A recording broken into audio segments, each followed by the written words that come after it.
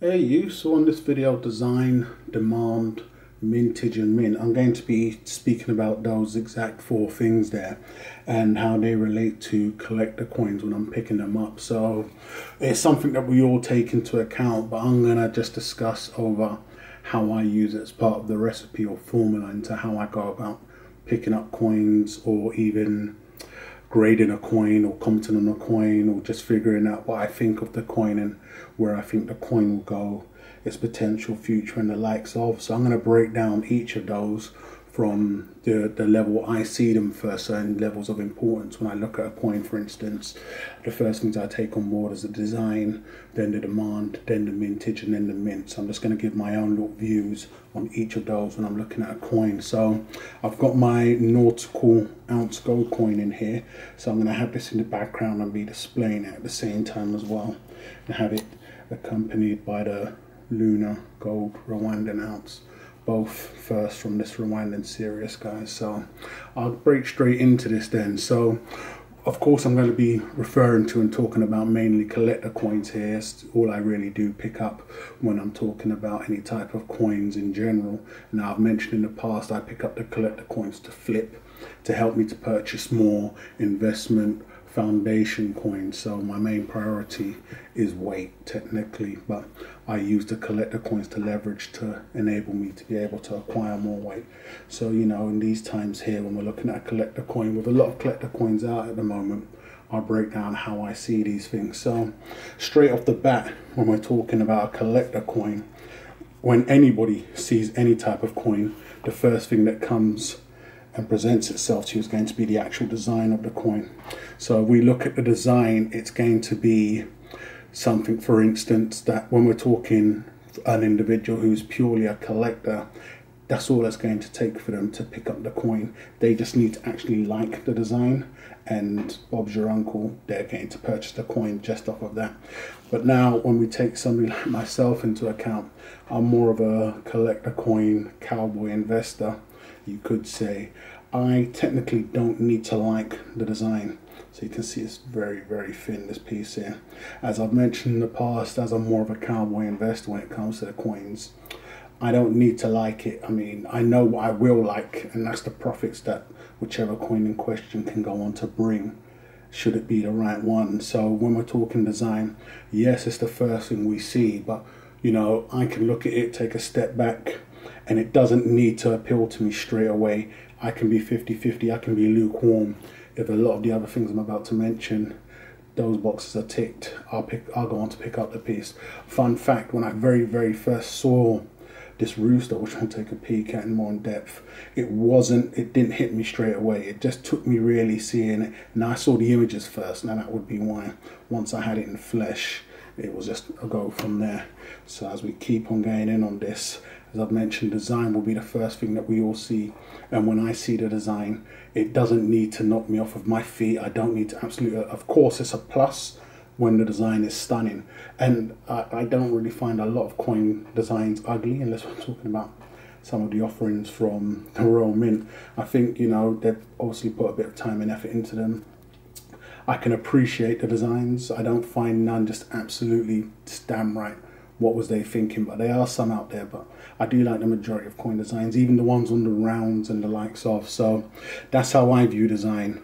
You know, I don't need to like it. I know what I would like more, and that's the profits that the coin can go on and bring me at a later date. As I've mentioned, I'm more of a cowboy investor when it comes to the coins, so I don't need to absolutely love the design. Now, next, in terms of importance for me, it's going to be demand. Now, when we're talking about demand, I believe this is the most important thing when we're looking at a coin. A lot of people may have demand confused with mintage, but in the end of the day, demand is the thing that makes and breaks the coin. So, you know, whether it's a high demand to start off with, and then, you know, as some coins have found out, go on to lose demand and burn off, fall off the wayside. Demand is the number one thing. Now, demand is not something, when you're looking at a brand new coin, you can gauge straight away. You'd like to think that it's going to be in demand. You can see the coin and think a lot of people are going to love this coin / love it. It's the one. But, you know, demand can be influenced. So I will say that. But in the coin world and the coin collecting world, You don't get no big celebrity endorsements and the likes of. So it's totally different. It can be influenced on a small scale from, you know, the board mentality, of I said, individuals on YouTube like myself or in forums mentioning that they may like it and the likes of, for other individuals following. But, you know, whether it can be trusted or whether, you know, they can influence it and say they like it and they think it'll be high in demand.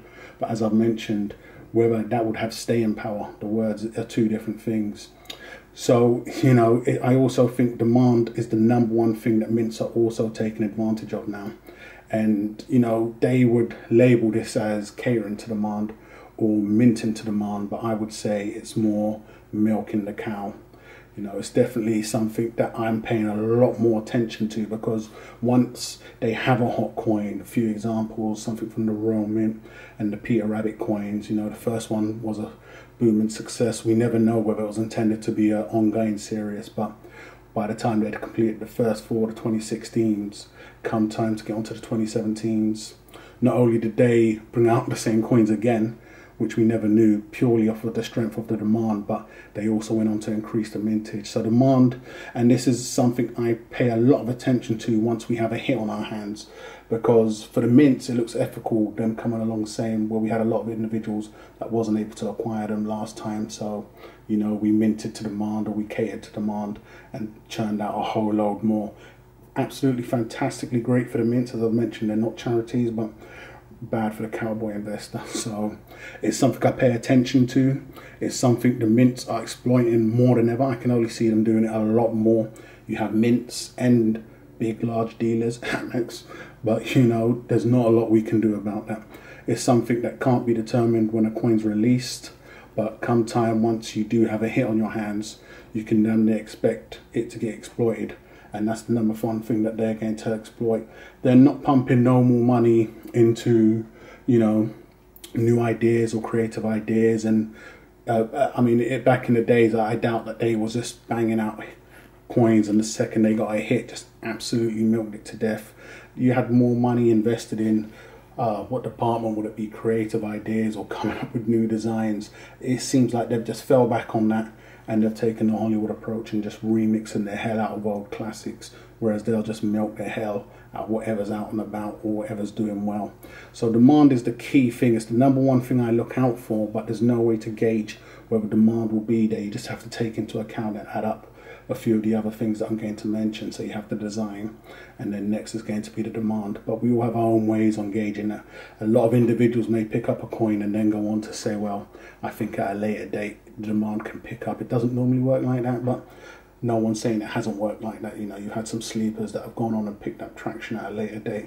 But it's the key thing to focus on for me for resale and for longevity. Demand, demand, demand, more than ever demand. So next I'm going to be focusing on is mintage. Now mintage, as I just mentioned, is what a lot of people believe is the #1 thing here.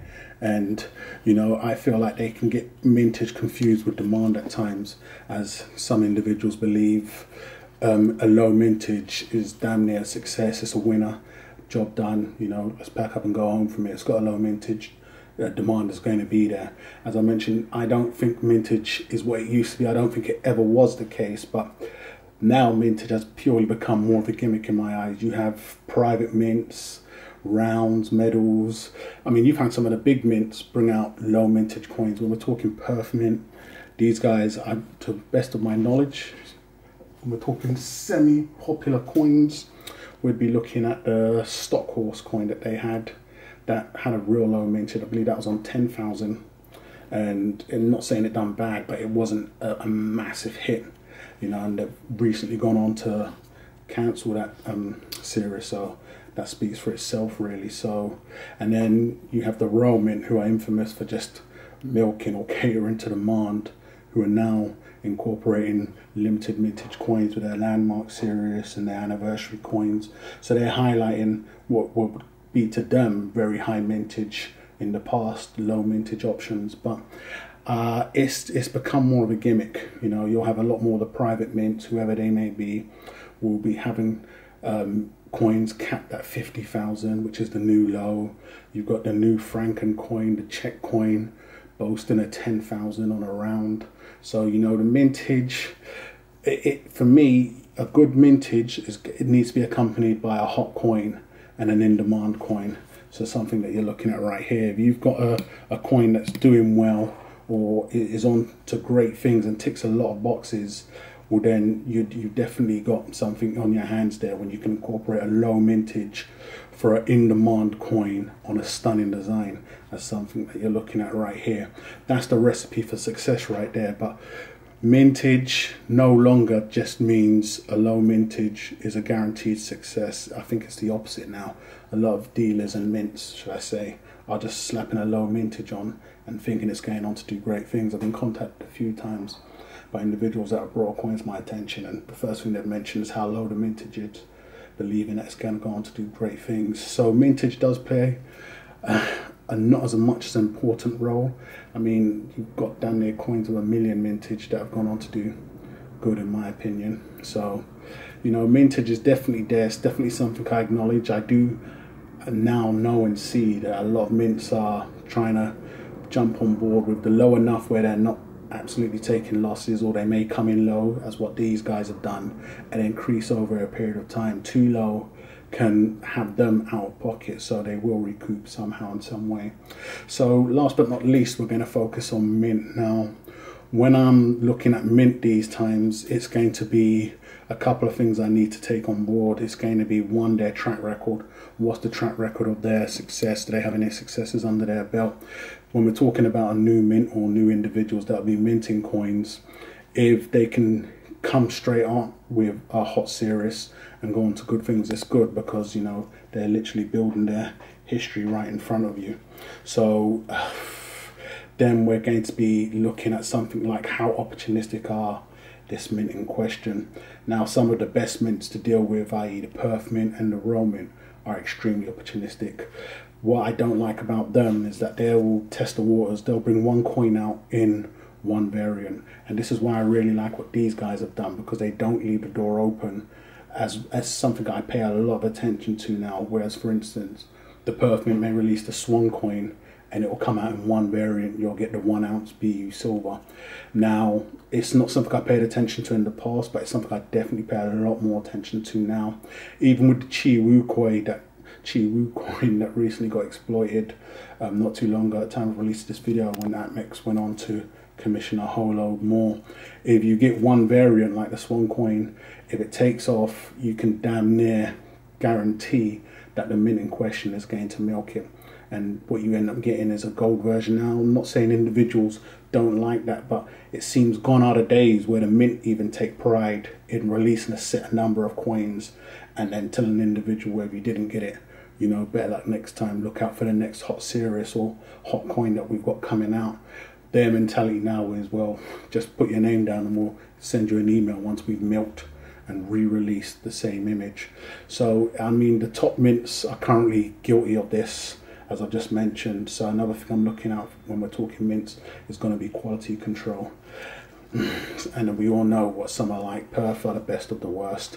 Royal mint, when it comes to silver, I'm very, very, very reluctant to pick up anything from them in the silver offering now. It literally needs to be worth the risk. These guys in question that I'm displaying, so far so good. I mean, as we all know, they're new to the game, but they seem to be doing well so far. So that plays a massive role when we're talking about mint, when I'm looking at it anyway or like that. So when we're talking about other guys, of course I don't pick up from all of these mints, and I don't pick up a whole range of coins, so I can't talk on everybody. It's going to be the coins that I've had some success with, looking at these here, and that I do dibble dabble with. But we're looking at a coin, for instance, once again to bring up the Czech Lion coin. The guys that mint it, yes, they're new to the game, but they've gone and jumped on the bandwagon of releasing something under the Nui banner. So it's a private mint that's gone, you could say, in my eyes, the Scottsdale mint way, and just wanted to produce a coin. So they want to take the cheap route, producing the coin and everything about the coin, but then try to sell it to you like it's something that of real high importance and quality, but just don't work for me. So when I'm looking at a coin, I take all of those things on board, and that's just some of the ways that I assess it. So it'd be fantastic if you guys could put down any of the ways or approaches that you take when you're looking at a coin. So that was some of these Rwandan coins, with two of the number ones that they're offering at the moment. So hate or love it, guys. It'd be fantastic to know what you think of this coin and these coins in general, and this mint and any other coins out there. So go ahead and leave your thoughts in the comments. Go ahead and subscribe if you ain't done so already. Don't forget to go ahead and follow me on those platforms that I've left in the description. And I'll catch you guys in the rebound.